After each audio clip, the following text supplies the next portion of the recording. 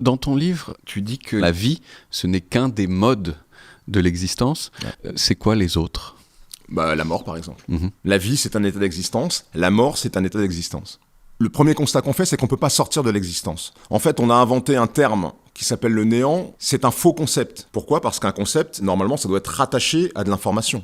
Concept, c'est quelque chose qui est rattaché à de l'information. Or, le néant, c'est censé désigner ce qui n'a pas d'information. Oui.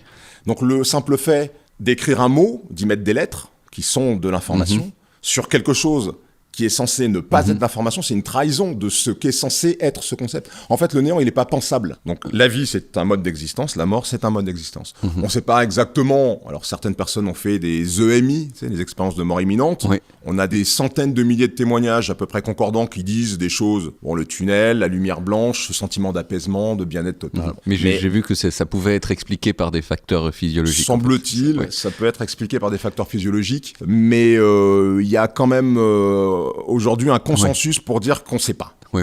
Mais ce qui est certain du point de vue du métaphysicien, c'est que la mort, c'est pas la chute dans le néant, puisqu'il n'y a pas de néant. C'est un autre mode d'existence qui n'est pas la vie, mais qui n'est pas le néant, qui est autre chose.